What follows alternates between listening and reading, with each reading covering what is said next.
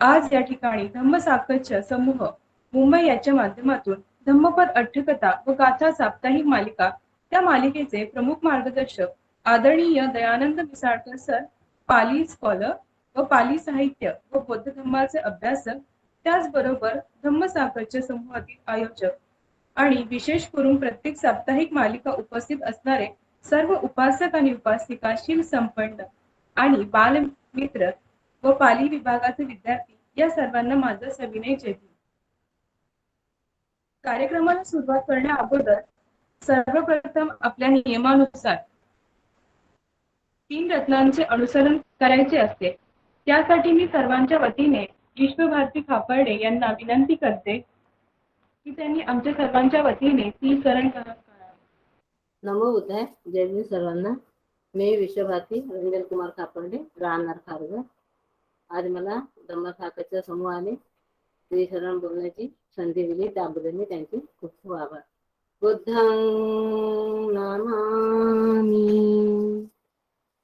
धम्मं नमामि, संघं नमामि. नमो तस्स भगवतो अरहतो सम्मा सम्बुद्धस्स. नमो तस्स भगवतो अरहतो सम्मा सम्बुद्धस्स. नमो तस्स भगवतो अरहतो सम्मा सम्बुद्धस्स.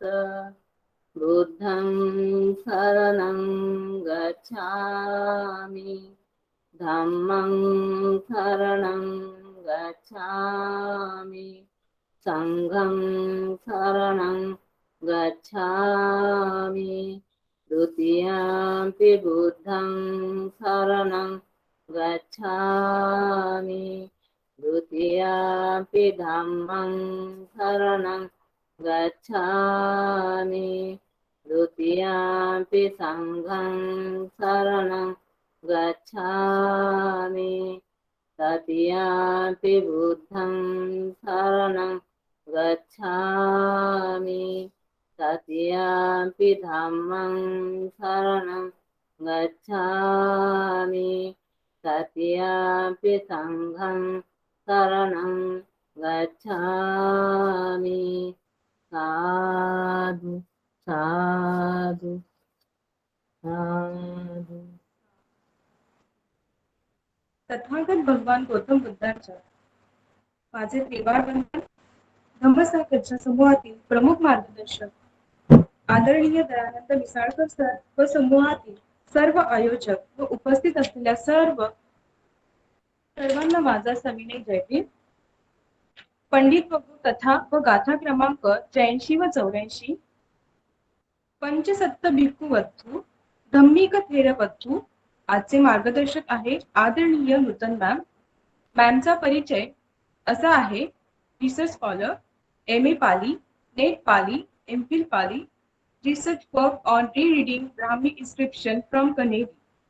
Interest area: Pali language and literature, meditation, epigraphy, manuscriptology, archaeology, textual studies, digitalization, preservation, text and translation.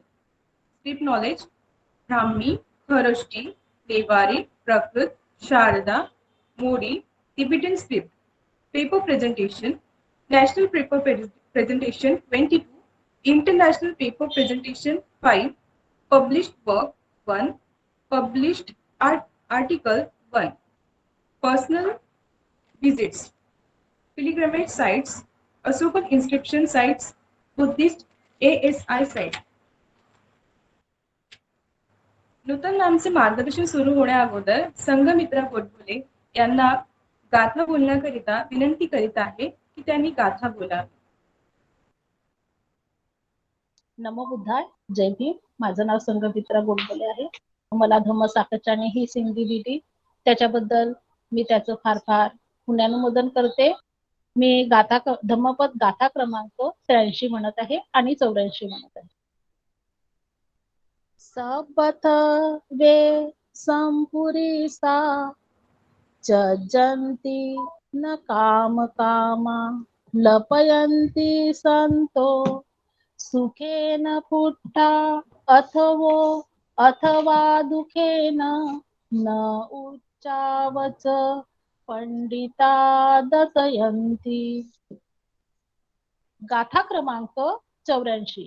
न अर्थहेतु न परस्थहेतु न पुत्रमिच्छे न धनं न रठं न इच्छेयं अधम्मेन समिधिमत्तनो सशीलवा पय्यवा धम्मिकोसिया. साधु साधु साधु. मी नूतन मॅम यांना धम्मसकच्या परिवाराकडून विनंती करते की त्यांनी आजच्या विषयावर मार्गदर्शन करावे. थँक्यू अंकिता. थँक्यू धम्मसाखच ज्यांनी खूप छान पद्धतीने हा जो उपक्रम सादर केलेला आहे, जेणेकरून जे उपासक आहेत त्यांना धम्माच्या मार्गावर चालत असताना प्रज्ञा स्वतःहून विकसित करण्याची ही संधी प्राप्त करून दिलेली आहे. त्यामुळे मी सर्वांचेच आभार मानत आहे. जेव्हा आपण धम्मपद म्हणतो तर त्याचं इंग्रजीत भाषांतर आहे द पाथ ऑफ विजडम. आणि हे जे स्कल्पचर आहे हे मी सांची जे स्तूप आहे जे सम्राट अशोकांनी 3ऱ्या शतकामध्ये बांधलं होतं त्याच्या एका थंब म्हणजे पिलरवर हे स्कल्पचर आहे. म्हणजे हे बुद्धांचे पद दिलेले आहेत. पण इथे धम्मपद म्हणजे धम्म म्हणजे इथे विस्डम आहे. म्हणजे आपण प्रज्ञेच्या मार्गावर चालण्याचा जो प्रयत्न करणार आहोत, जे बुद्धांच्या वचनावरून करत आहोत, त्याचं मार्गदर्शन आपल्याला इथे मिळणार आहे. मी तो तिथून ते मार्गदर्शन आपल्याला कसे देतात त्याचा मी प्रयत्न करणार आहे. तर धम्मपद हे जे आहे ते त्रिपिटकामध्ये सुत्त पिटकातील जे 3रे पिटक आहे त्याच्यामध्ये हे धम्मपदाचं पुस्तक आहे. आणि आज आपण जे पाहणार आहोत ते पंडित वग्गामधले 2 आपण गाथा पाहणार आहोत. तर पंडित म्हणजे काय? तर पंडित म्हणजे पंडितानांच्या सेवनानं, म्हणजे असं आपल्याला 38 मंगलामधील एक मंगल असं दिलेलं आहे. बुद्ध असं म्हणतात की जर तुम्हाला संपर्कात राहायचं असेल तर पंडिताच्या संपर्कात राहणं गरजेचं आहे. तर मग पंडित म्हणजे कोण? की ज्याच्याकडे खूप ज्ञान आहे असा पंडित आहे की नेमक्या इथे पंडिताची संज्ञा काय केलेली आहे आपण ते पाहणार आहोत. तर ते आपण 2 उदाहरण आपण पाहू. गाथा क्रमांक 83 आणि गाथा क्रमांक 84 जसं संघमित्रा मॅडमनी त्याचं संगायन केलं होतं. तर ते इमेजच्या थ्रू म्हणजे हे जी इमेज आहे का म्हणतेनी ड्रॉ केलेले आहेत तेच इमेज मी इथे ठेवलेले आहेत व्हिज्युअलायझेशन करण्यासाठी. तर त्यातली सिक्वेन्स वाईज जर बघायचं गेलं तर 83 गाथा पहिली येते. त्याच्यामध्ये पंडित आणि सत्पुरुष ह्या 2 व्यक्ती कसे असतात त्याच्याबद्दल एक ओळख येते. तर त्याच्यामध्ये असं सांगितलंय सबद्ध वे सत्पुरुषा त्यजन्ति न काम कामा लपयन्ति संतो सुखेन पुट्टा अथवा दुःखेन न उच्चावचं पंडिता दशयन्ति. ओके. तर पंडित आणि सत्पुरुष कसा असतो आणि ह्या 2 क्वालिटी आपण आपल्या आयुष्यामध्ये कशा डेव्हलप करायच्या त्याची एक शिकवण आपल्याला ह्याच्यातून मिळते. तर पंडित कसा असतो की हा पंडित जो आहे तो सर्व गोष्टीचा काय करतो? त्याग करतो. आणि कामामध्ये मधील कामनेमध्ये हा ज्ञानीपुरुष विलाप करत नाही की मला हे मिळालं नाही, मला हे मिळालं नाही, असा तो विलाप करत नाही. किंवा दुःखाने अथवा सुखाने जरी स्पर्श झाला तरी पंडित काय होतो? विचलित होत नाही. हे त्याचं गुण या गाथेमध्ये सांगितलेलं आहे. आणि त्याच्या नंतरची जी गाथा आहे ती 84 आहे म्हणजे 84 गाथा आहे. त्याच्यामध्ये असं सांगितलेलं आहे न अत्त हेतू न परस्थ हेतू न पुत्त मिच्छे न धनं न रथं न इच्छयेय अधम्मेन सम इद्धि अत्तनो स शीलवा पंयवा धम्मिको सियाती. तर धम्मिक म्हणजे काय किंवा शीलवा म्हणजे काय किंवा प्रज्ञावान होणं म्हणजे नेमकं काय ते सांगितलेलं आहे. त्याच्यामध्ये असं सांगितलेलं आहे की स्वतःसाठी किंवा दुसऱ्यांसाठी, ओके, स्वतःसाठी किंवा दुसऱ्यांसाठी मुलाची किंवा धनाची किंवा राज्याची इच्छा करत नाही आणि अधर्माने अकुशलाने आपली स्वतःची समृद्धी इच्छू नये, त्याने शीलवान प्रज्ञावान आणि धार्मिक व्हावे. म्हणजे ह्याच्यावरून आपल्याला असं कळतं की तो कोणत्याही गोष्टीमध्ये काय होत नाही, होत नाही, स्वतःच्या स्वार्थासाठी दुसऱ्यांचा उपयोग करून घेत नाही, ना स्वतःचा उपयोग त्या गोष्टीसाठी करतो. असा व्यक्ती सजग असतो, तो शीलवान प्रज्ञावान आणि धार्मिक असतो. तर इथे मी फक्त गाथेचे काय ते अर्थ सांगितलेले आहेत. पण बुद्धांनी धम्मपदामध्ये जेव्हा आपण एखाद्या गाथा पाहतो तेव्हा त्या गाथा आपल्याला अट्टकथेच्या आधारे स्पष्ट होतात की ही गाथा बुद्धांनी का सांगितलेली आहे, कोणत्या प्रसंगामध्ये सांगितलेली आणि कशा प्रकारे सांगितलेली आहे, त्याचं सविस्तर जे विश्लेषण आहे ते आपल्याला अट्टकथेमध्ये मिळतं. तर आपण त्याचं सविस्तर विश्लेषण पाहू. आता ही जी पहिली गाथा आहे 83 नंबरची, त्या गाथेची जी सुरुवात आहे, जेव्हा बुद्ध सांगत होते की सब्बत ये सब पुरीसा यजंती, ही जेव्हा देसना सांगत होते तेव्हा बुद्ध जेतवनामध्ये राहत होते आणि पंचसत, पंच म्हणजे 5 आणि सत म्हणजे 100 असे मिळून 500 भिक्षूंना उद्देशून सांगितलेली ही कथा आहे. आणि ही जी कथा आहे ती वेरंजना नावाचं गाव आहे, त्या म्हणजे त्या जागेचं नाव आहे आणि त्या जागेला ही घटना घडलेली असं सांगितलेलं आहे. आणि इथे मुख्य आपल्याला असंही कळतं, पुढे कथेमध्ये असं सांगितलेलं आहे की बुद्धाने बोधी प्राप्त केल्यानंतर वेरंजना ठिकाणी राहणारा जो एक ब्राह्मण होता, तो ब्राह्मण बुद्धांना वर्षावासासाठी काय करत आहे, आमंत्रण केलेलं आहे त्यांनी.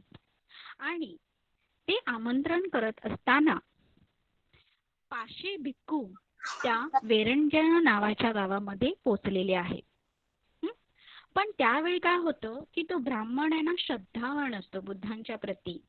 आणि एक दिवस असं होतं की मार येतो आणि त्या माराच्या प्रभावाखाली तो बुद्धांचं स्मरण करणं म्हणजे बुद्धांना तो स्मरण करत नाही. आणि त्यामुळे त्याचा पुढचा परिणाम असा होतो त्या माराच्या प्रभावामुळे की त्या ठिकाणी भोजनाची व्यवस्था पण काय होते, उपलब्ध होत नाही. म्हणजे एक प्रकारे तिथे दुष्काळ पडतो.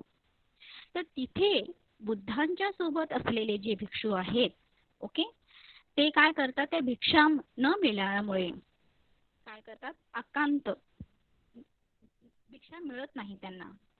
पण तिथे त्या ठिकाणी वेरंजनाच्या ठिकाणी व्यापारी मार्ग असल्यामुळे त्या व्यापारी जेव्हा ते घोड्यावरून येत होते तेव्हा पत्तंग असं हे दिलेलं आहे, उल्लेख दिलेला आहे, म्हणजे एक माप दिलेलं आहे. आपण जसं म्हणतो ना ओंधळी पुरतं किंवा वाटी पुरतं, तसं ते काय करत असे, त्या भिक्षूंना भोजन देण्यास ते काय करतात, सुरुवात करतात.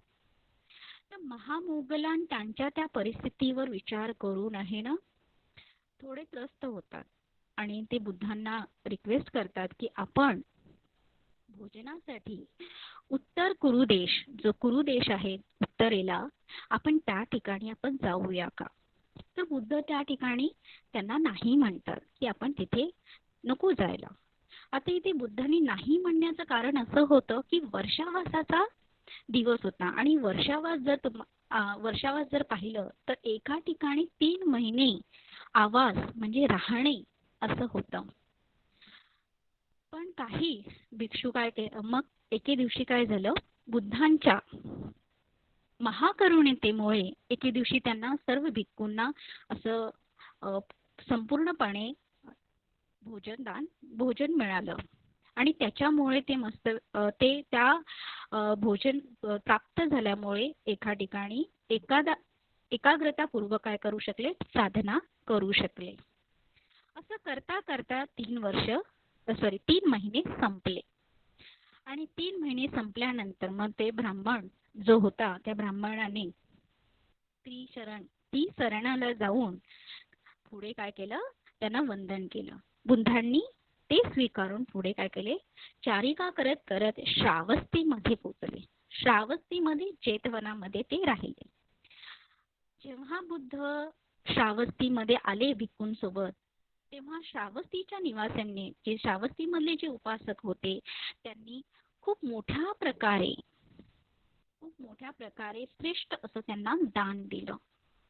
आणि त्यावेळी हे जे 500 जे भिक्खू होते, हे भिक्खू फक्त खाण्यासाठी चांगलं म्हणजे जे उरलेलं जेवण असतं राईट ना, जे राहिलेलं जे जेवण आहे त्या खाण्याच्या उद्दिष्टाने ते पण काय झाले, तिकडे पोहोचले.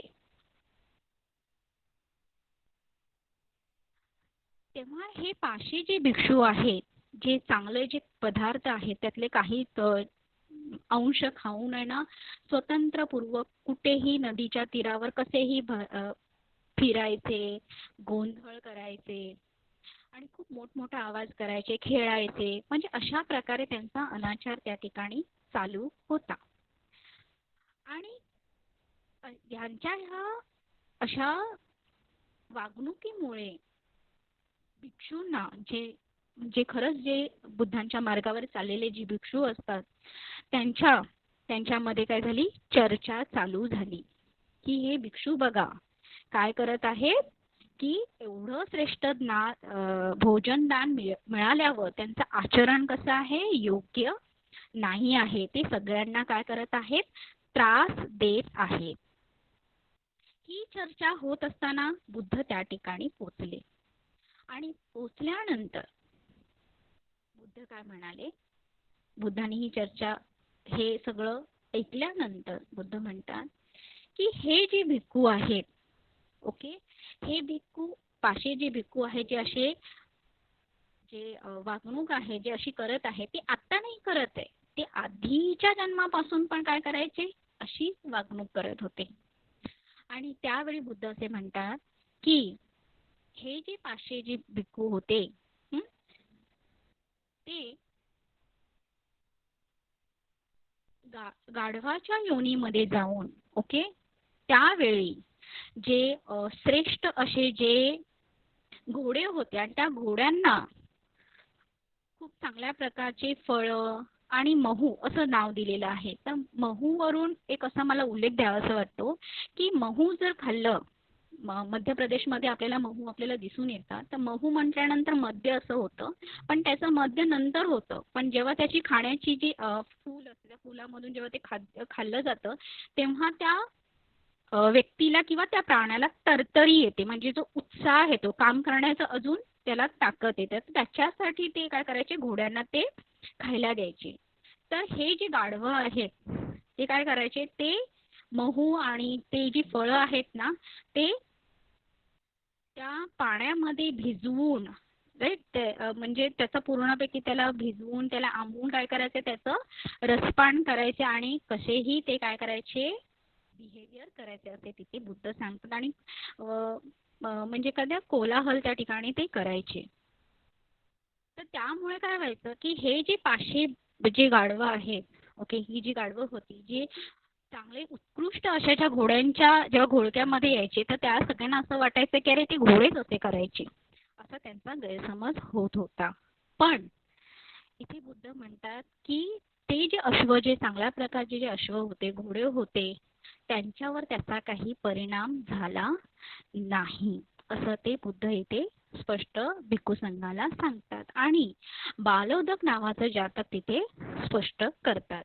तर बालोदक जातक म्हणजे काय आहे, तर बालोदक जातक मध्ये असा उल्लेख आलेला आहे की एकदा बोधिसत्व हिमालयामध्ये तप करून जेव्हा खाली येतात तेव्हा एक व्यक्ती त्यांना म्हणजे निगंटनात त्यावेळी त्यांच्याकडे जाऊन त्यांना भोजनाला आमंत्रण करतो. भोजनाला आमंत्रण केल्यानंतर त्यांना मांस खायला देतो आणि खाल्ल्यानंतर तो म्हणतो की हे जे मांस आहे ना, हे मी तुझ्यासाठी केलेलं आहे. मी तुझ्यासाठी त्या प्राण्याचा बळी घेतलेला आहे आणि तू ह्याला काय आहे, कारणीभूत आहे, अशी तो काय करतो, चर्चा सगळीकडे पसरवतो.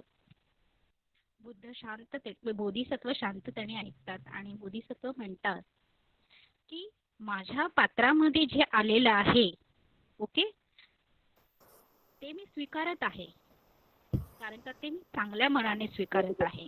पण तू जी क्रिया केलेली आहे, तू जे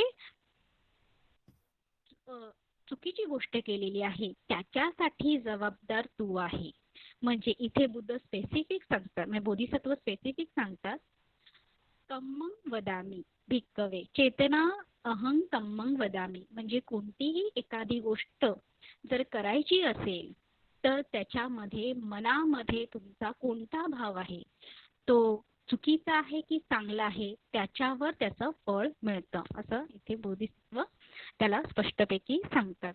तर त्याच प्रकारे ह्या जातकाचा ते उल्लेख करतात आणि ज्ञानी पुरुष कसा असतो त्याच्याबद्दल सांगतात की ज्ञानी पुरुष सर्व प्रकारचे जे छंद आणि जे राग आहेत त्याला अनासक्त होऊन काय करतो, तो साधना करतो आणि सर्व प्रकारच्या ज्या कामना आहेत, कामनाची जी इच्छा आहे ती पण तो करत नाही, तो त्याच्यापासून काय असतो, अलिप्त असतो. आणि असा पंडितवान व्यक्ती तो काय करतो, सुखाचा किंवा दुःखाचा जरी स्पर्श झाला तरी त्याचं मन विचलित होत नाही. म्हणजे आपल्याला याच्यावरून कळतं की अरे 3 वर्ष तिथे दुष्काळ जरी पडला होता, जिथे भोजन मिळतही नव्हतं, तरी बुद्धांसोबत जे भिक्षू आले होते त्यांचं मन विचलित झालं नाही. आणि वर्षावर संपल्यानंतर जेव्हा ते श्रावस्तीमध्ये आले तेव्हा त्यांना जेव्हा उत्कृष्ट भोजन मिळालं तेव्हाही त्यांचं मन काय झालं नाही, चंचल झालं नाही. ही आपली पंडिताचं एक लक्षण आहे, तो कुठल्याही आसक्तीमध्ये अडकत नाही.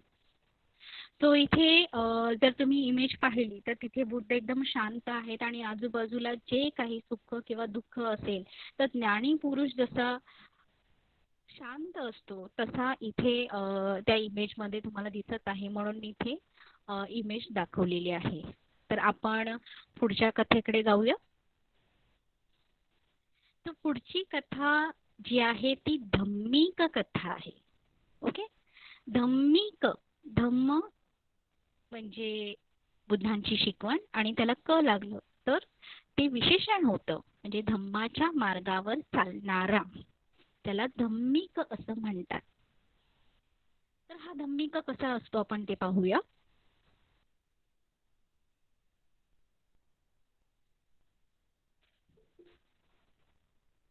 तर ह्या गाथेची सुरुवात पुन्हा आपल्याला अट्टकथेच्या आधारे बुद्धांनी ही देसना, ही शिकवण कुणाला सांगितली, केव्हा सांगितली, आपण ते पाहणार आहोत. तर ही जी देसना आहे ती पुन्हा बुद्धाने चेतवनामध्ये राहत असताना धम्मिक जे थेर आहेत त्यांना उद्देशून सांगितलेली आहे. तर श्रावस्तीमध्ये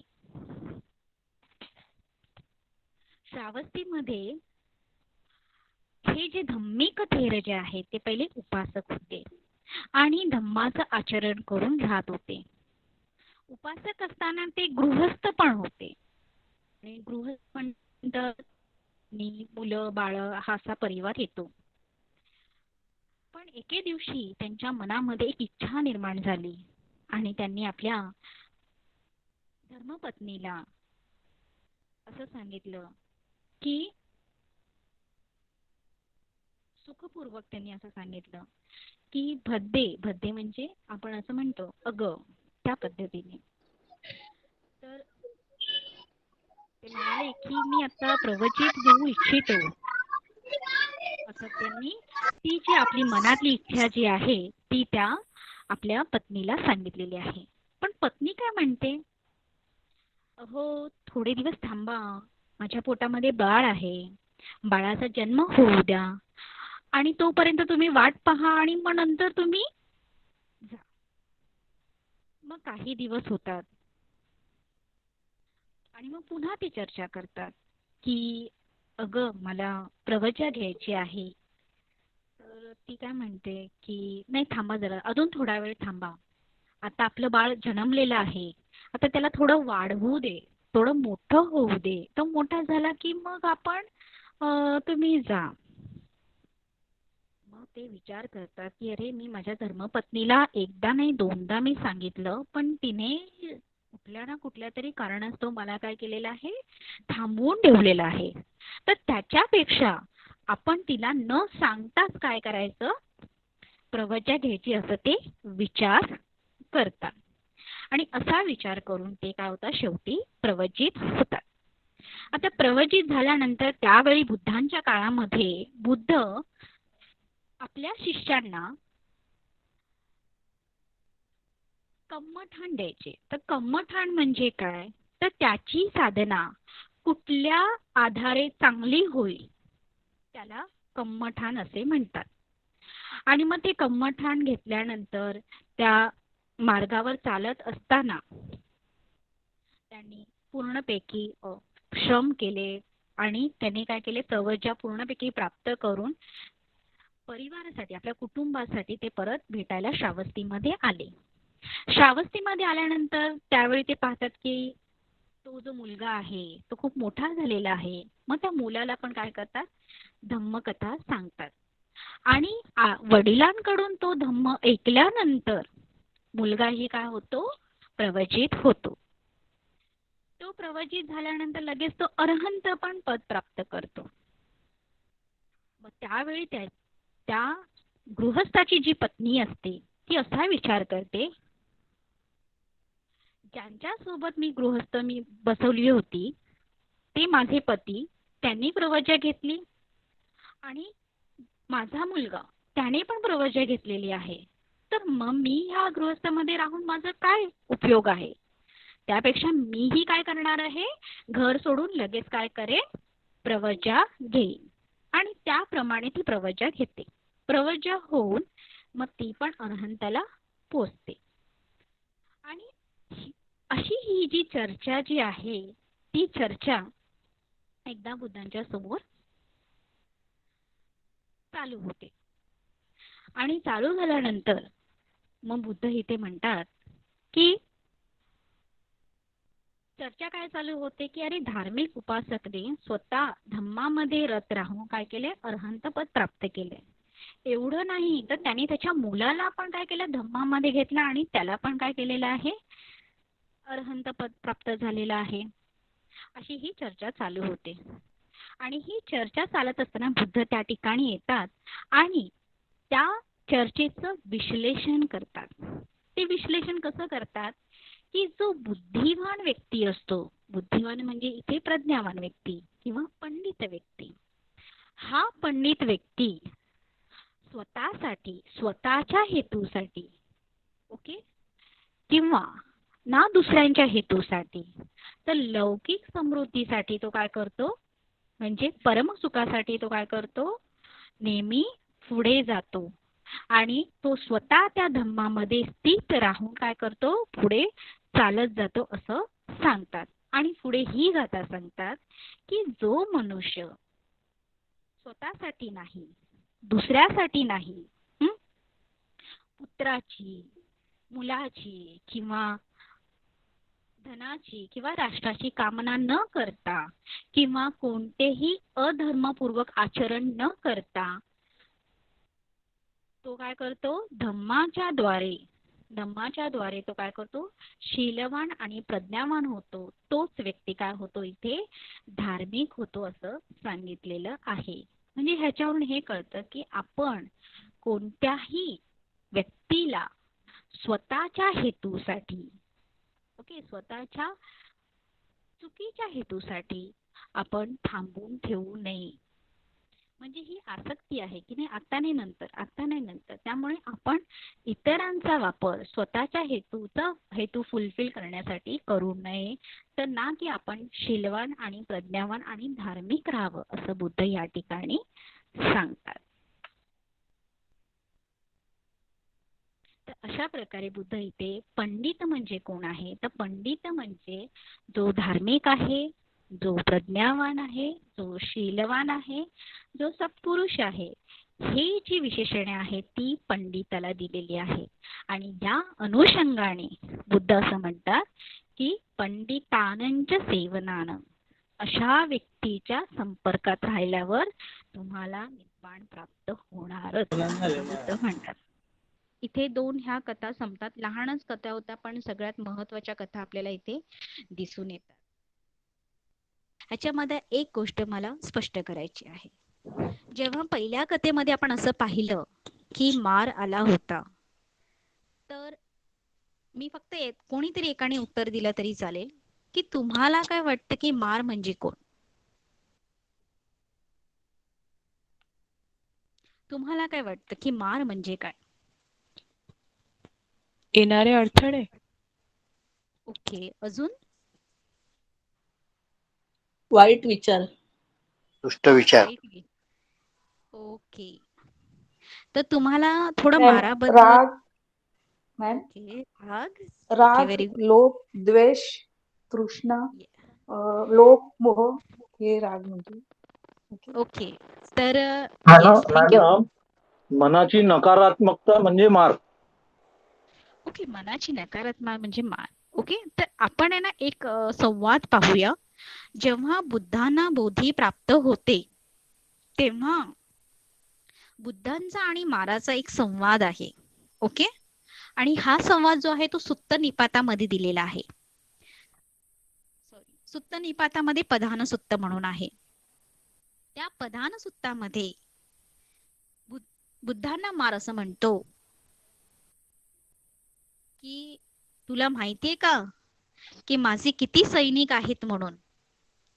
तर बुद्ध म्हणतात, हो मला माहितीये ना तुझे किती सैनिक आहेत. तर हे काळजीपूर्वक आहे का की हे मार म्हणजे कोणते सैनिक घेऊन आपल्या समोर उभे राहतात, जेणेकरून आपण त्या मार्गावर चालू की नाही अशी शंका चाली पाहिजे. तर पहिलं सैन्य आहे काम, दुसरं आहे रत म्हणजे कुठल्या तरी गोष्टीमध्ये रत राहणं, तिसरं आहे भूक आणि तहान, त्याच्यानंतर आहे तृष्णा, त्याच्यानंतर आहे सुस्तपणा आणि तंद्री, त्याच्यानंतर येतं भय, त्याच्यानंतर शंका नाही, फक्त शंका नव्हे तर संशयास्पद शंका, नंतर आहे तिरस्कार आणि हट्ट, नंतर आहे लाभ सत्कार, गौरव, असे 10 सैन्य घेऊन तो उभे राहतो. आणि हे घेत असताना तुम्ही त्या मार्गावर किती फर्मली अधिष्ठानाने उभे आहात त्याची तो परीक्षा घेतो. कळलेलं आहे का? त्यामुळे ह्या सैन्याला नेहमी लक्षात ठेवायचं. एखादा आपण जेव्हा चांगलं काम करतो तेव्हा हे सैन्य येतच येतं.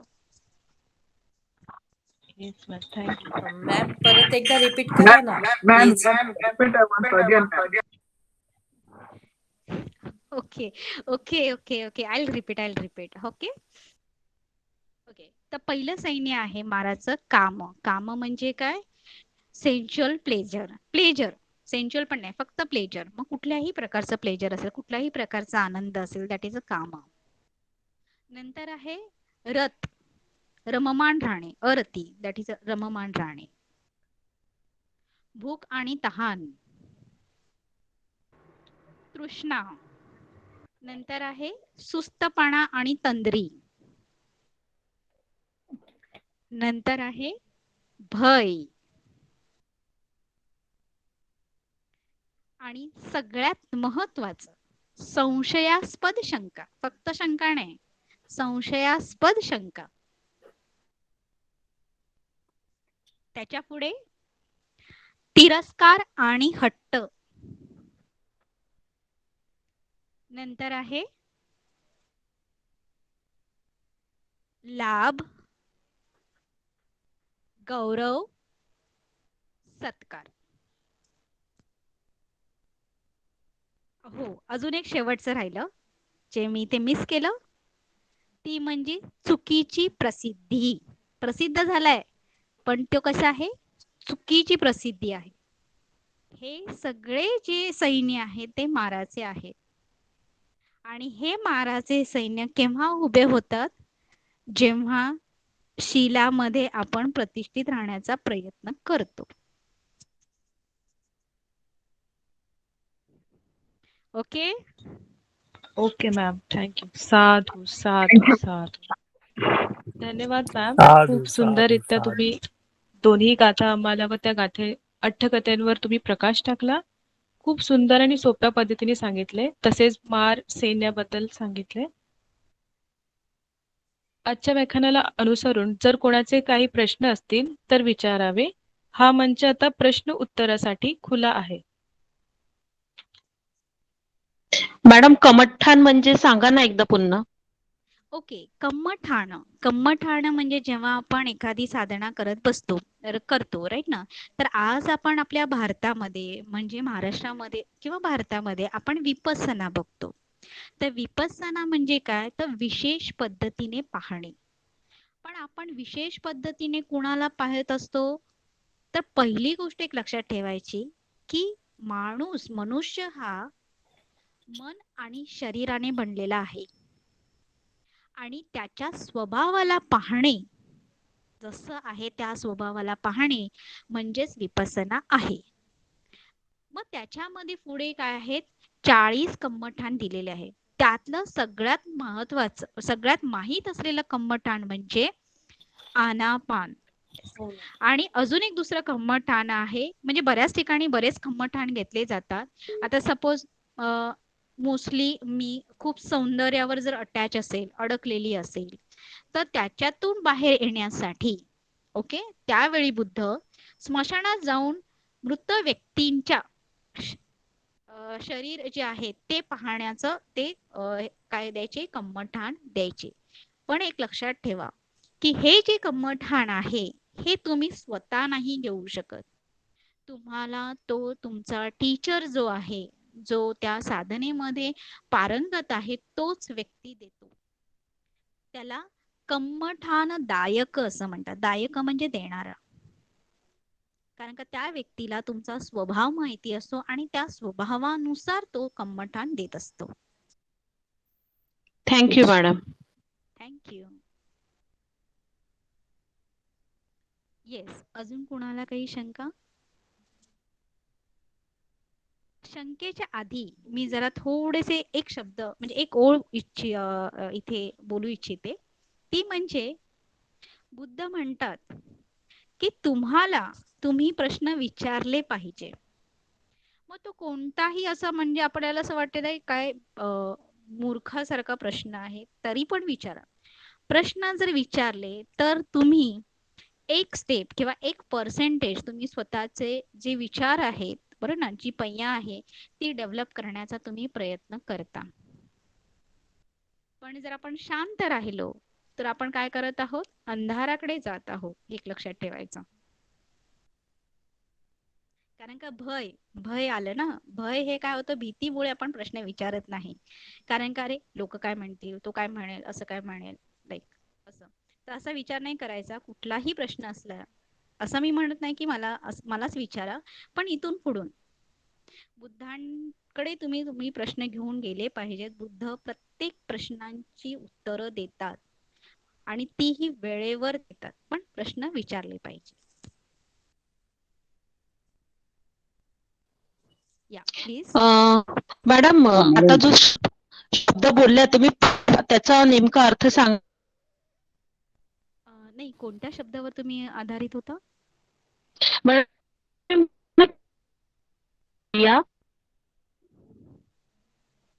सॉरी, तुमचा आवाज ब्रेक पय्या होतो मॅम. पय्याबद्दल म्हणतात सगळे. अच्छा, पय्याबद्दल तुम्हाला विचारायचं आहे का? Yes madam, yes madam. Okay, पय्या म्हणजे काय? Yeah it's a very good question. तर पय्या म्हणजे एखाद्या गोष्टी मन आणि शरीर याचा स्वभाव जसा आहे तसा पाहणं त्याला पय्या असं म्हणतात. त्याला काय म्हणतात? पय्या असं म्हणतात. ना की मला जसं वाटतं तसं पाहणं. म्हणजे आरशामध्ये तुम्ही स्वतःला पाहतात तर ते जे प्रतिबिंब तुम्हाला दिसत आहे तर तुम्ही म्हणाल की नाही ते प्रतिबिंब माझं आहे, बरोबर ना. पण बुद्ध काय म्हणतात, रियालिटी काय आहे की हे पण काय होणार आहे, हे पण काय आहे, परमनंट नाहीये. नष्ट हे पण काय बदलत राहणार आहे, नष्ट. नष्ट नाही, इट्स अ बदलत राहणार आहे. म्हणजे जसं अजून एक उदाहरण असं देते की जेव्हा तुम्ही एखाद्या डॉक्टरकडे गेलात, उद्या सपोज तुमचं डोकं दुखत असेल तर तुम्ही डॉक्टरकडे गेलात, डॉक्टर तुम्हाला गोळी देणार आणि मग तुम्हाला ते बरं वाटणार. पण ती गोळी खाल्ल्यानंतर त्या गोळीचे इफेक्ट म्हणून आहे ना तुमचं डोकं थांबलं असं तुम्हाला वाटतं, पण ऍक्च्युली त्या ठिकाणी जी डोकेदुखीची जी वेदना असते ना ती थांबलेलीच नसते, ती सुन्न केलेली असते. पण हे तुम्हाला माहिती नाहीये का, कारण का तुम्ही काय घेतलेले, ती गोळी घेतली म्हणून तुम्हाला ती माहिती नाही. तर एखाद्या गोष्टीच्या मूळ स्वरूपात जाणं, त्याचा स्वभाव पाहणं त्याला पय्या असे म्हणतात. Thank you madam. येस.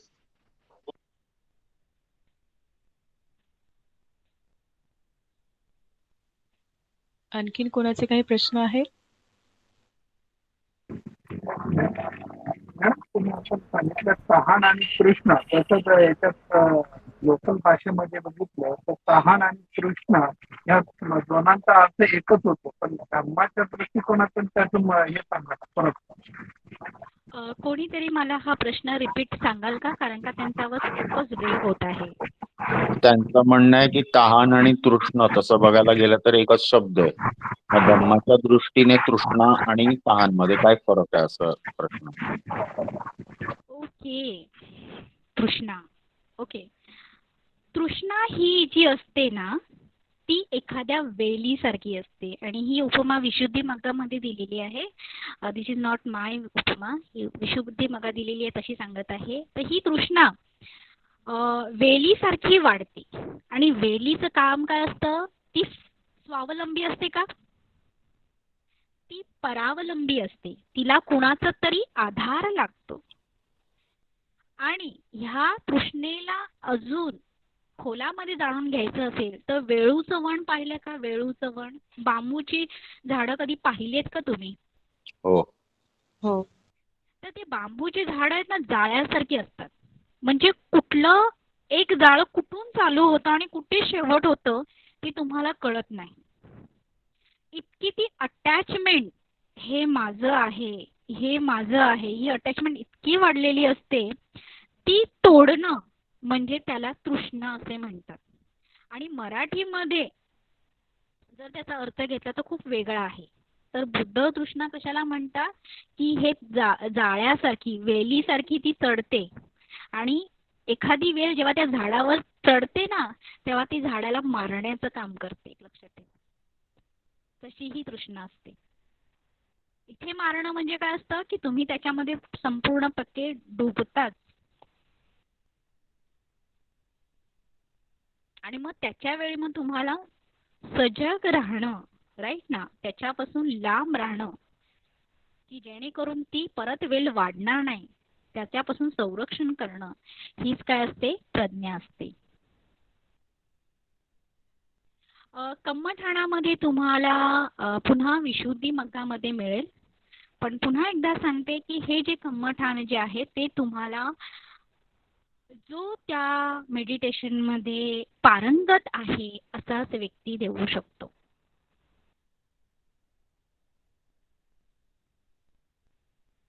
कोणाला काही प्रश्न असेल? मॅडम, आजच्या घडीला जर कम्मठाण आपल्याला जर म्हणजे कोणी देत असेल आणि ही मारसेना जर येत असेल तर निश्चित त्या प्रत्येक कम्मठाणातून एक एक मारसेना वरती आपण मात करू शकतो का? प्रत्येक मारसेनासाठी वेगवेगळे कम्मठाण आहेत? No no no no no no no no, हे मारसेना एका पाठीपाठी एक असतं. जसं आपण फर्स्ट फ्लोअरला 10th फ्लोअरला जायचं तर first floor, second floor, third floor, fourth floor, fifth floor असं आहे ना. तशी ते मारसेना मागे मागे उभे असतात. हे झालं की ते झालं की हे, ते झालं की, आणि ते तयारच असतात की तुम्हाला कशा म्हणजे प्रकारे अडकवायचं. हा म्हणजे मागोमाग एक येतच राहतात ते. येतच राहतात ना. सी हे जे मार आहेत ना, हाऊ यू कॅन आयडेंटिफाय की हे मार काय येतात. म्हणजे हल्ली कसे आहेत ना, काही झालं अरे मार आला, काही झालं मार, असं नाहीये ते. तुम्ही ज्या मार्गावर, म्हणजे आपण गृहस्थ आहोत, तर गृहस्थ मार्गावर जर आपण धम्माच्या नुसार आचरण केलं आहे तर त्याच्यामध्ये अडथळे येणार. मग त्या अडथळ्यांवर मात कशी करायची हे तुम्हाला कळलं पाहिजे, हे आपल्याला समजलं पाहिजे. ओके, नॉट नेसेसरी की अरे मेडिटेशनला बसलात आणि मग त्यावेळी आलं, त्यावेळी तर येणारच. पण मेडिटेशन केव्हा डेव्हलप होणार? तुम्ही एक सील फॉलो करण्याचा प्रयत्न करा. आता आपण हे घेते ना, शरण घेतले ना, तर शरण घेताना ह्या 1.5 तासामध्ये बुद्धांचे किती गुण तुम्ही अनुसर करण्याचा प्रयत्न केला? म्हणजे दिस इज द रियालिटी. हे महत्वाचं आहे, राईट ना. कारण का आपण ह्या गोष्टीमध्ये इतके अडकलेलो आहोत की आपल्याला जर सील फॉलो करायचं असेल तर सील फॉलो करताना 30 सेकंद जरी आपण ते सील फॉलो केलं तर समजायचं आपण काय करत आहोत, प्रोग्रेस करत आहोत. आणि it's a very good chance की हे जेव्हा येतात ना तेव्हा ते आपण कुठे कमी पडत आहोत ते आपल्याला दाखवतात. सो मार आले पाहिजे. आय से दॅट की मार आले पाहिजे. एक दुसरी बाजू जर आपण बघितली तर, हॅलो हॅलो हॅलो हा मॅडम, म्हणजे जसं जसं आपण समजा साधनेत बसलो, मी भैसारे बोलतो मॅडम. समजा आपण साधनेत बसलो तर साधनेत बसता बसता आपण जेव्हा एकाग्र होतो तर एकाग्र होता वेळेसच आपल्याला आणखी मनात दुसरेच विचार येतात. तर ते दुसरे विचार येणेच म्हणजे हे मारचाच प्रकार आहे ना? नाही, इथे थोडी गफलत होते हा. की बुद्ध काय म्हणतात की एक व्यक्ती, human being made from mind and matter है ना. मनुष्य हा जो व्यक्ती आहे, ह्युमन बीइंग जो आहे, तो कशाने बनलेला आहे? रूप आणि मनाने बनलेला आहे. बरोबर की नाही? नाम म्हणजे रूप. आता मनाचा स्वभाव काय आहे? चिंतती ती चित्त, म्हणजे सतत चिंतन करणं हा मनाचा स्वभाव आहे. असा एकही क्षण आहे का की आता मी बोलत आहे आणि तुमच्या मनामध्ये थॉट नाही, असं काही होतंय का? नाही, it's a continuity process. But तुम्हाला काय करायचं आहे? You don't attach. आपल्या मनाचा स्वभाव पहिले पाहायचा आहे. साधना करतो म्हणजे काय करतो? आपण पहिले आपल्या मनाचा स्वभाव पाहतो. दुसरा स्वभाव हा आहे, म्हणजे सगळे ॲग्री करतील की नाही मला माहिती नाही, पण you can use a chat box, की जेव्हा आपण मनाचा स्वभाव पाहतो तेव्हा मन आपलं जास्तीत जास्त कुठे जातं सांगा बरं? भटकतो तो, इकडे तिकडे भटकतोच. भूतकाळात नाही तर भविष्यकाळात जाते madam. Yes, this is the second reality की मन हे कधी वर्तमान काळामध्ये राहत नाही. तर बुद्ध काय म्हणतात? सजग म्हणजे ह्या वेळेला, या क्षणाला पण नाही, क्षणाला पण आपण अटॅच नाही, म्हणजे कॅच नाही करू शकत. ह्या वेळेला आपण काय झालं पाहिजे? अलर्ट राहिलं पाहिजे, हे बुद्ध म्हणतात. बुद्ध नेवर सेड दॅट की अरे तुम्ही कॉन्सन्ट्रेट करा. Concentration it is not a meditation. आणि हे कॉन्सन्ट्रेशन म्हणजे हे मेडिटेशन का नाही होत माहिती का? बिकॉज आपण आहे ना बऱ्याच वेळा शील ब्रेक केलेला आहे, बऱ्याच वेळा. You accept it. बऱ्याच वेळा. म्हणून पंडित होणं किती डिफिकल्ट नाही आहे, पण it's a very good chance की तुम्ही पंडित होऊ शकता. तर हे जे शील आहे, ह्या शीलाला पहिले समजून घ्या. आणि हे समजल्यानंतर ज्या वेळेला तुम्ही शील फॉलो कराल ना त्यावेळी तुमचं माइंड बघा, तुम्ही स्वभाव पाहणारच माइंडचा very happily. Yes Suresh sir, you got my point? Yes madam, yes yes. Yes, thank you. Yes, ma'am okay. आपल्याला येस, एक क्वेश्चन आला आहे टेक्स्ट बॉक्समध्ये. येस, एक मिनिट.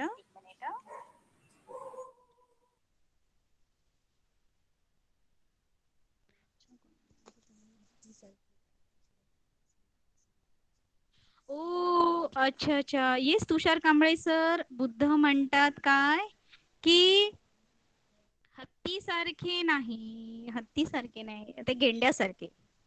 तो एक शिंगी गेंडा असतो की नाही, तो कसा एकटाच विचरण करत असतो ना. तर बुद्ध कधीच असं म्हणाले नाहीत की समाजापासून तुम्ही एकटे राहा. कारण का, अगेन मी पुन्हा मंगलसूत्रामध्ये जाईन. म्हणजे मंगलसूत्र हे जे आहेत ना, हे गृहस्थांसाठी असलेले आचारसंहिता आहे, मी असं म्हणेन. आपण कसं वागलं पाहिजे, तर त्याच्यामध्ये पुत्तदारस संघ सांगितलेला आहे ना, आपल्याला त्यांच्या सोबतच राहायचं आहे. तर त्याच्यामुळे मनुष्य असा प्राणी आहे की तो एकटा राहू शकत नाही. ऑप्शनल एक्सेप्शनल केस आहे की जे इवन हे बघा ना, भिक्खू संघ आहे, संघ लागतोच. कारण का, हे माझ्या बाजूला असलेली जी व्यक्ती आहेत ना, आपण एकमेकांना, we are coming here, okay, so we are sharing our knowledge, right ना. आपण एकमेकांना शेअर करतो. आपण समाजापासून एकटे बिलकुल राहू शकत नाही. त्याचा अजून एक असा एक उल्लेख होऊ शकतो की एकटं राहणं म्हणजे कसं असतं की ह्या जो हे जे आसक्तीचं जाळं आहे ना, त्याच्यामध्ये पडू नका. त्याच्यामध्ये एकटेच तुम्ही राहा. त्याच्यामध्ये पडायचा प्रश्न नाहीये. येस. हॅलो, माझा आवाज येतोय?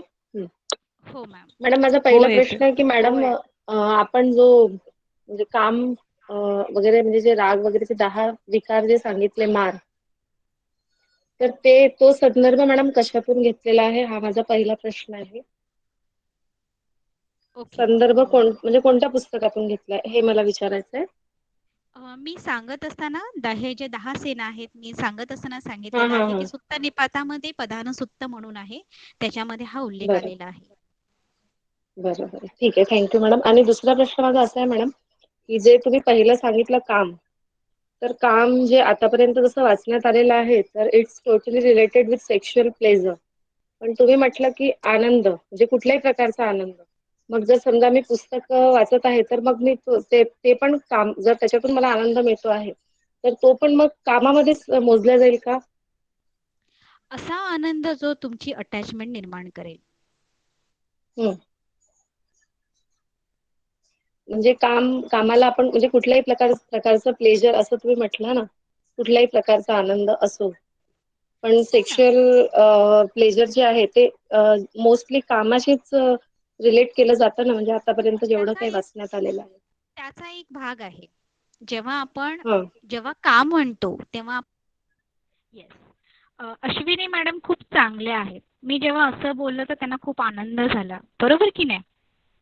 पण जर तुम्ही त्याच्यामध्ये अटॅच राहिला, ओके, अरे मी खूप चांगली आहे, मी खूप चांगली आहे, मी खूप म्हणजे काय झालं, क्रेविंग निर्माण झाली. म्हणजे तुम्हाला चांगलं ऐकण्याचं, स्वतःची तारीफ ऐकण्याची जर तुम्हाला इच्छा निर्माण झाली, तर काय होणार, इगो डेव्हलप होणार. राईट ना. हे सेन्शुअल जे 6 सेन्स प्लेजर आहेत ना, त्याच्यापासून अलिप्त राहायचं. Okay okay ma'am, thank you ma'am, thank you. Thank you. Ma'am, मला एक विचारायचं आहे, विचारू का? हा बोला. मला तुम्ही ते एक 7व्या नंबरचा तिरस्कार किंवा हट्ट जो एक शब्द सांगितला माराच्या सेनेमधला, हट्ट किंवा तिरस्कार, याच्यावर थोडं काहीतरी. सॉरी, थोडं मी निगेटिव्ह बोलेन, पण त्या अप्रोचने हे नका घेऊ. तुम्हाला गोड खायला आवडतं का, हो की नाही? हो. ओके, रीता मॅडम हो म्हणाल्या. तर उद्या डॉक्टरने असं सांगितलं की रीता मॅडम, नाव तुम्हाला डायबिटीज आहे, तर आता तुम्ही सांगितलं तुमच्यावर आता बंधन आले की तुम्हाला मिठाई खायची नाही, तुम्हाला गोड खायचं नाहीये, पण तरी पण तुम्ही हट्ट केला की नाही मला खायचंच आहे, तर काय झालं? आसक्ती निर्माण झाली माझी म्हणजे झाली का? हो. कशामुळे झाली कशामुळे झाली आसक्ती? Okay, thank you thank you. थँक्यू. हा मॅडम, हा बोला. हे लाभ, गौरव आणि सत्कार हे महामंगल सूत्रामध्ये दिलेलं आहे. तर ते आणि आता हे आपल्या 10 ह्याच्यामध्ये सांगितलेले हे ह्याच्यामध्ये फरक काय आहे? फरक काहीच नाहीये. बुद्ध म्हणतात ना की हे पण ह्याच्यापासून पण आपण लांब राहिलं पाहिजे. जर ह्याच्यापासून लांब नाही राहिला ना तर स्वतःचा पराजय तर नक्कीच आहे. फक्त बुद्ध सोप्या भाषेत ते सांगतात. मंगल मंगल म्हणून सांगितलंय ना, म्हणून मी विचारलं मॅडम. मंगल म्हणजे काय? मंगल म्हणजे काय? तर मंगल म्हणजे माझं उत्कृष्ट कल्याण कशामध्ये आहे, राईट ना? म्हणजे मला पास नाही व्हायचंय, मला A+च मिळाला पाहिजे. आपण जे असं म्हणतो ना A+ मिळाला पाहिजे, तसं मी म्हणेन की फक्त मंगल नाहीये. उत्कृष्ट मंगल माझं कशामध्ये ना, ते त्याचं कॅटेगरायझेशन बुद्धाने दिलेलं आहे आणि खूप सोप्या भाषेत दिलेलं आहे. पण त्याचे अर्थ जे आहेत ना ते खूप गंभीर आहेत. आपण फक्त वरवरचे घेतो. आणि हेच का दिले एवढ्या सगळ्या ह्याच्यामध्ये, एवढंच कॅटेगराईज का करून दिलं? कारण हे मेजर आहेत जे तुम्हाला सत्यतेपासून दूर घेऊन जाणार. Thank you madam. थँक्यू. मॅडम, माझा आणखी एक प्रश्न आहे. Yes Gavai madam. हा मॅडम, जसं आता आपण बोललो की 40 कर्मठान असतात आणि आपण स्वतः नाही घेऊ शकत, आपल्याला आपले टीचर देऊ शकतात. जसं की मॅडम आता पौर्णिमा असली, अष्टमी, अमावस्या, तर आपण जेव्हा पंचशील ग्रहण करतो, अष्टशील ग्रहण करतो, ते आपले टीचर किंवा भिक्खू देऊ शकतात का आपल्याला? बरं, मला त्याच्या आधी थोडा एक रिव्हर्स प्रश्न तुम्हाला विचारायचा आहे, चालेल का? हो मॅडम. तुमच्या घरी बुद्धांची प्रतिमा आहे का? हो मॅडम.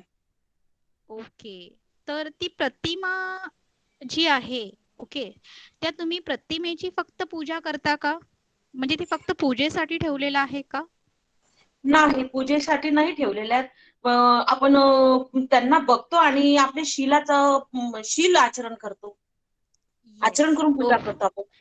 येस, नाही म्हणजे मला हे म्हणायचंय की आपण त्या प्रतिमेची पूजा नाही करत, एक सन्मान, म्हणजे ज्यांनी आपल्याला मार्ग सांगितला त्याचं प्रतीक आहे, त्या येस मॅडम. प्रतीकाची आपण ती पूजा करतो, राईट ना? तर भिक्खू येस संघ मॅडम. जरी नसेल, ओके, आपल्याकडे भिक्खू नसेल किंवा भिक्खू संघ नसेल, तर बुद्ध समोर आहेत ना, हा समोर मॅडम. येऊ शकता. नाही मॅडम, मला त्याच्यावर थोडस बॅक सांगायचं होतं. वर्षवासाचे उपास करतो आपण, तर मला भंतेजींनी प्रश्न केला होता की तुम्ही कोणाकडनं वर्षवासाच्या उपासाची सुरुवात केली, तर कोणाकडनं म्हणजे शील ग्रहण करून घेतलं का भंतेजी? तर हे कम्मठांमध्ये येते, तर तुम्हाला तसं न करता कम्मठान घेऊनच तुम्हाला वर्षवासाचे उपास करावा लागतात, म्हणून हा प्रश्न केला मॅडम मी. नाही नाही, ऍक्च्युली जेव्हा आपण उपोषण करतो, बरोबर की नाही, तर उपोषण करतो म्हणजे काय? उपसत, उप म्हणजे जवळ. कशाच्या जवळ राहता? तर तुम्ही शील पालन करण्याच्या मार्गाच्या जवळ राहता आणि ते गृहस्थांनी केलंच पाहिजे, असं ठामपणाने बुद्धांनी सांगितलेलं आहे, राईट ना? आणि कम्मठाण हे जे कसं आहे की मन आता एका ह्याच्यामध्ये स्थिर झालेल्या नाव, आता मी त्याला डेव्हलप करत आहे. तुम्ही जे काही गृहस्थ असून ज्या रोजच्या जे तुम्ही कामं करत आहात ती तुम्ही धम्माने करत आहात, दॅट इज ओके. आता ते माइंड डेव्हलप, उदाहरण मी देते. आता मला तुम्ही आता चपाती खूप चांगली बनवू शकता का? हो मॅडम. म्हणजे पूर्वीची ती अवस्था होती ना, ते नकाशे अशी असतात, त्याच्यापेक्षा आता तरी गोलाकार पुरी सारखी अशी होते की नाही, तसं हो हे मॅडम. मन आहे ना डेव्हलप होत जातं. आणि ते डेव्हलप होण्यासाठी, राईट ना, भिक्खू संघ, मोस्टली भिक्खू संघ तुम्हाला काय करतो, ऑब्जेक्ट ऑफ मेडिटेशन देतो. तुम्ही ह्याच्यामध्ये पारंगत आहात, आता तुम्ही ह्याला घेऊन तुम्ही कंटिन्यू करा. म्हणून आपल्याला मार्गदर्शक हवा असतो. Yes madam. मार्गदर्शक म्हणाले नॉट अ टीचर. मार्गदर्शक काय करतो की तुमच्या गोलला प्रत्येक वेळी तो मार्गदर्शन देणार. म्हणून बुद्ध हे आपले मार्गदर्शक आहे. ठीक आहे. हो, thank you madam. Thank you. Hello madam, मी परत बैसारे बोलतो. एक प्रश्न आहे माझा. बोला. मॅडम, एखाद्या गोष्टीची आवड आपल्या मनात निर्माण होणे म्हणजे तृष्णा काय? आणि समजा ती वस्तू म्हणजे ती जी गोष्ट आहे ती आपण वारंवार करतो किंवा त्याची ती वारंवार कृती करत असतो म्हणजेच उपादान काय? ओके. बरं.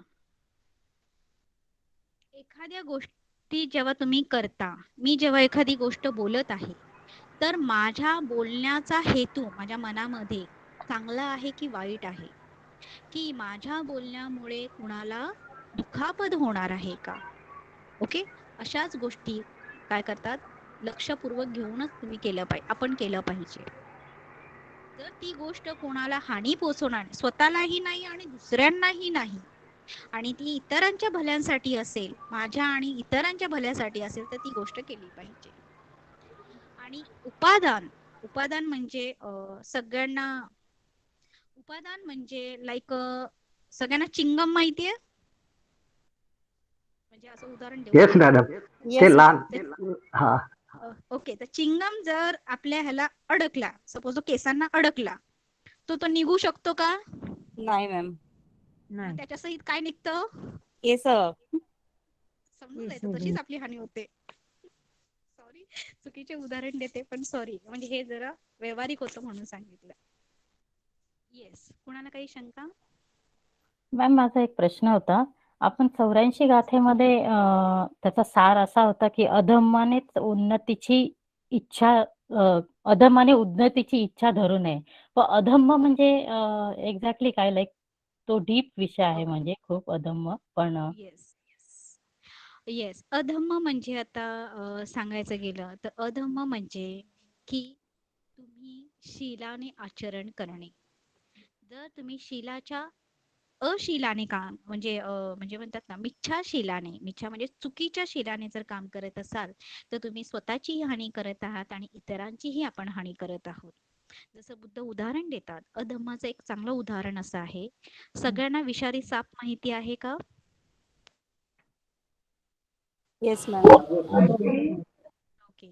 तर त्या विषारी सापाला, ओके, जर मला धम्म कळला तर मी विषारी सापाचं तोंड पकडल्यासारखं, आणि जर मला धम्म कळाला नाही तर मी विषारी सापाचं शेपूट पकडल्यासारखं.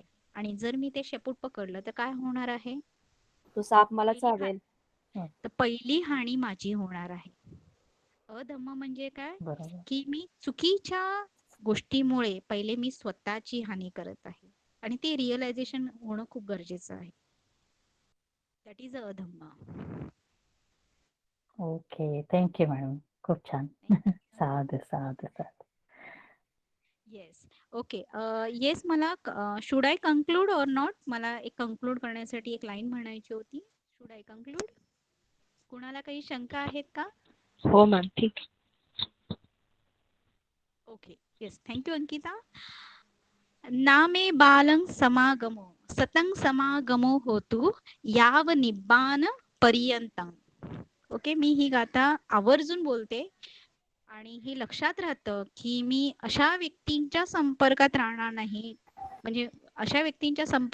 नाही, जेणेकरून मला धम्म कळणार नाही. म्हणजे मूर्खाची संगत मी कधी करणार नाही, आणि पंडिताची संगत मी करणार जोपर्यंत मला निब्बान मिळत नाही. So with lot of metta, always ask a question and keep practice. Thank you.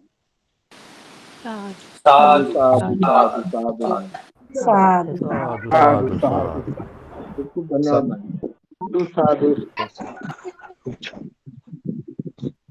जर कोणाचे प्रश्न नसतील तर आपण या कार्यक्रमाच्या शेवटच्या भागाकडे वळूया.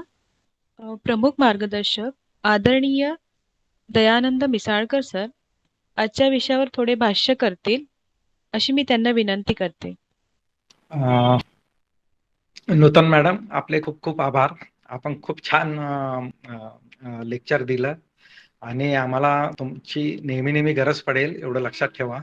त्यामुळे पुढच्या लेक्चरची पण तुम्हाला तयारी करायची आहे. तर मी खूप खूप शुभेच्छा देतो नूतन मॅडमला आणि सगळ्या धम्मसाकाच्या ग्रुपला की त्यांनी खूप चांगल्या तऱ्हेनं हा कार्यक्रम हाताळलेला आहे. सर्व श्रोत्यांचे पण फार आभार मानतो मी आणि पुढच्या वेळेस अधिक संख्येने उपस्थित राहा, अधिक प्रश्न घेऊन उपस्थित राहा अशी मी सगळ्यांना विनंती करतो. आणि अजून काही प्रश्न असतील, बरेच शंका असतील तुम्हाला प्रत्येकाला, आपण पुढच्या आठवड्यात जर काही असं तुम्हाला समाधान नसेल झालं किंवा अजून काही वेगळे प्रश्न विचारायचे असतील तर आपण नक्कीच पुढच्या आठवड्यात त्यावर चर्चा करू. आपल्या सगळ्यांचं स्वागत आहे. मी इथेच थांबतो. धन्यवाद. Thank you Misalkar sir. Specially Misalkar सरांना मी थँक्यू म्हणत आहे कारण का त्यांनी ही धन्यवाद मला सर. संधी दिली आणि माझं जे धम्माचं नॉलेज आहे ते मला शेअर करण्याची जी संधी मिळाली. म्हणजे शेअरिंग ऑलवेज राईट ना, शेअरिंग हे नेहमीच निभावण्याला जाण्याचा एक मार्ग आहे. तो त्यांनी मला प्राप्त करून दिलेला आहे आणि त्याचा मेरिट्स मी सगळ्यांसोबत शेअर करत आहे जेणेकरून आपण सगळेजण निब्बाडाला जाणार हे आपल्याला ते प्राप्त व्हावं. ओके, चलो, थँक यू सो मच. साधू साधू साधू. खूप खूप धन्यवाद सर्वांना. तसेच मी धन्यवाद देते आजचे मार्गदर्शक आदरणीय नूतन मॅम यांनी खूप छानरित्या आजच्या गाथा व त्याच्या अट्टकथेवर प्रकाश टाकला आणि खूप साऱ्या उपमा देऊन सर्वांचे प्रश्नाची उत्तरं देऊन साध्या सोप्या भाषेत सगळ्यांना छान असं धम्म सांगितला. मी धन्यवाद देते प्रमुख मार्गदर्शक आदरणीय दयानंद मिसाळकर सर, हे ज्यांचे मार्गदर्शन आम्हाला सतत लाभते. तसेच मी धन्यवाद देते USA मधून वैशाली गायधनी मॅम आणि संजय गायधनी सर यांना, जे हा कार्यक्रम यशस्वी होण्यासाठी मार्गदर्शन करतात. याशिवाय या कार्यक्रमाचे यूट्यूबवर रेकॉर्डेड व्हिडिओ पाहू शकतो, हे यांच्या अथक परिश्रमामुळे. तसेच मी धन्यवाद देते संघमित्रा गोडबोले यांनी आपल्या सुंदर आणि गोड आवाजात गाथा म्हटल्या. आपल्या नलिनी बागुल मॅम या नेहमी सुंदररित्या फेसबुकवर लाईव्ह करतात आणि सर्वात महत्त्वाचे मी धन्यवाद देते आपल्या सर्व उपासक आणि उपासिका जे नेहमी या कार्यक्रमात हजर असतात. आपल्या कार्यक्रमाची समाप्ती करता मी विश्वभारती खापर्डे यांना विनंती करते धम्मपाला गाथेने त्यांनी समाप्ती करावी.